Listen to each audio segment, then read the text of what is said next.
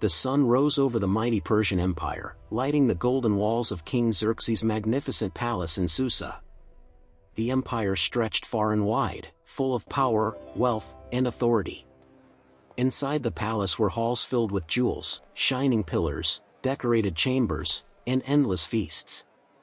Silence did not live here. Music echoed, laughter filled the air, goblets were lifted, and pride ruled many hearts. One day, during a great royal feast, King Xerxes sat surrounded by nobles, warriors, and powerful commanders. The room was filled with noise and overflowing wine. Power mixed with pride is dangerous, and in that dangerous moment the king made a decision that would shake his kingdom forever. In front of the entire assembly, King Xerxes commanded his queen, Vashti, to come and present herself before the people, to show off her beauty like a trophy. But Queen Vashti did something no one expected.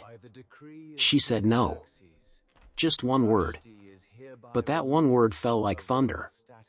The hall froze. People stared in disbelief. A queen, refusing her king? A woman, daring to disobey the most powerful ruler in the world? Fear spread among the advisors. They whispered anxiously, "If the queen can defy the king and go unpunished, then every woman in the empire will follow her example.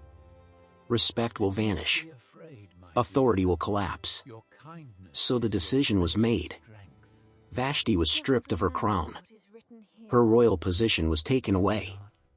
The throne beside the king was left empty, waiting for someone unknown, someone chosen not just by palace laws, but by destiny.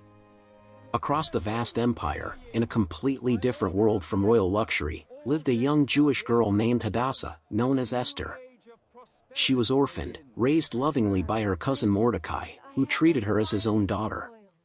Esther did not grow up with diamonds and gold. She grew up with faith, kindness, humility, and respect. When the royal order went out to gather young women for selection, Esther too was taken to the palace. She did not demand attention. She did not fight for glory. She simply carried herself with grace, modesty, and gentle dignity. In a place full of competition, beauty, and pride, Esther stood out, quiet yet strong, humble yet full of inner light. God's plan was in work. Esther won the king's heart. A simple orphan girl became queen of Persia. She wore a crown, but she remained grounded. She sat on a throne, but her heart stayed pure. She lived in the center of power, but she never forgot who she was. She also carried a secret. Her true identity as a Jew remained hidden, just as Mordecai had advised. Her life changed, but her faith did not. And silently, destiny waited. Outside the palace gates, Mordecai often sat among the officials. He was loyal, watchful, and wise. One day, he overheard two palace guards secretly plotting to assassinate the king.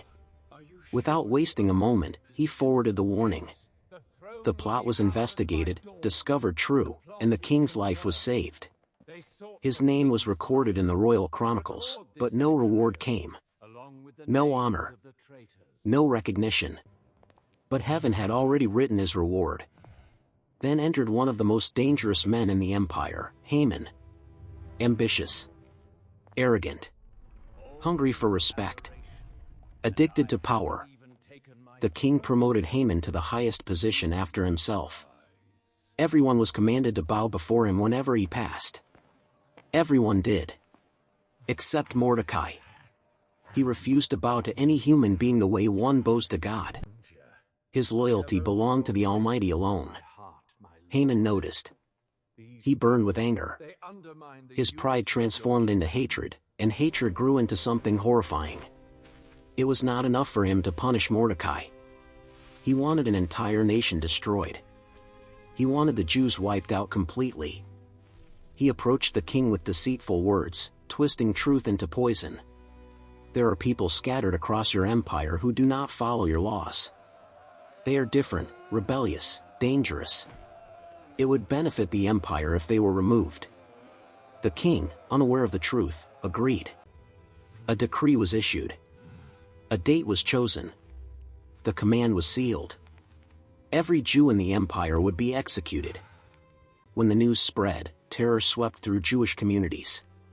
People cried in the streets. Clothes were torn in grief. Ashes were placed on heads. Fear filled their hearts, but so did prayer. Mordecai sent a message to Queen Esther inside the palace. He reminded her of something powerful. Do not think you are safe just because you live in the palace. If you remain silent now, relief and deliverance for the Jews will come from somewhere else, but you and your family may perish. And who knows? Perhaps you were made queen for such a time as this. Those words shook Esther. Not because of fear, but because she finally saw her purpose. She was not queen by chance. She was chosen by God for a divine mission. Esther took a deep breath, lifted her spirit, and sent back her reply. Tell everyone to fast and pray for 3 days. I will do the same. Then I will go to the king, even though it is against the law. If I perish, I perish. Her courage was greater than her fear. On the 3rd day, with a heart full of faith, Esther entered the king's throne room uninvited, a crime punishable by death unless the king extended his golden scepter. Time seemed to stop. Every eye turned toward the king. Would he spare her? He slowly raised the golden scepter. Esther lived. Her mission began. But she did not rush. She acted with wisdom.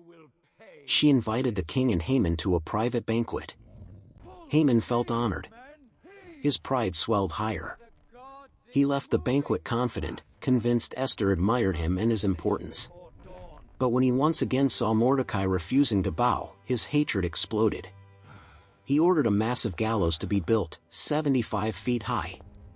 It was meant for Mordecai. Haman went to sleep dreaming of revenge.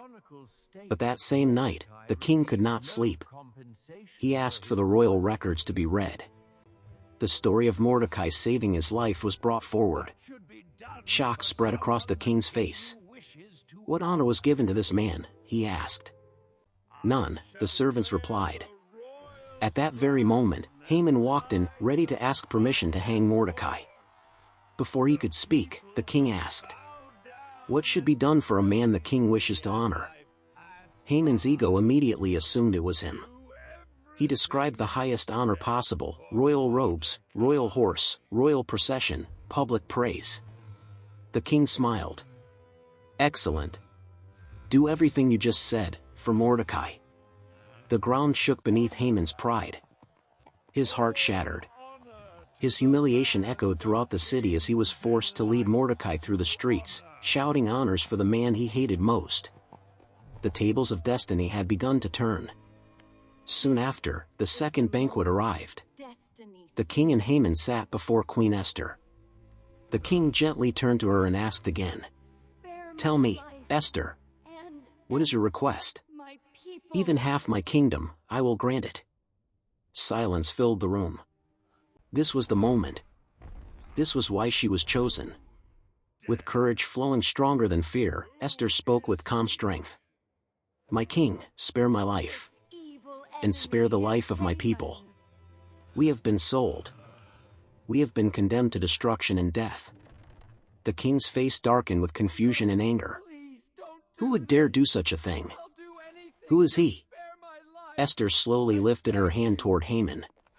This evil enemy is Haman. The room erupted with tension. Haman's face turned pale. His arrogance vanished. Fear swallowed his breath. He fell to his knees, begging for his life. But justice was already written. The king ordered. Haman would die on the very gallows he built for Mordecai. And so it was done. But the danger wasn't over. Persian law could not be undone. The decree to destroy the Jews was still active. Once again, Esther stepped forward. Once again, Mordecai stood strong. Once again, God guided the way. A new decree was written, allowing the Jews to defend themselves. When the appointed day arrived, instead of being destroyed, they stood firm, fought back, and God granted them victory. Their enemies fell. Their fear turned into relief. Their mourning turned into overflowing joy. Mordecai was given honor, respect, and authority in the kingdom. The Jewish people were saved. A nation that once stood on the edge of destruction now stood in celebration. And so, a yearly celebration was established, the Feast of Purim. It was created so that generation after generation would remember what happened. They would remember that God does not forget. They would remember that He works quietly but powerfully.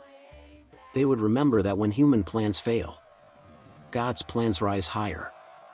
They would remember a brave queen, an honorable man, a prideful villain, and a God who turned death into life. The story of Esther is not just history. It is a message. It tells us that courage matters. Faith matters. Standing for truth matters. And sometimes, God uses the quietest, humblest person to change the destiny of nations. Because when God decides to save, no power on earth can stop Him. Where people write the end, God writes a new beginning.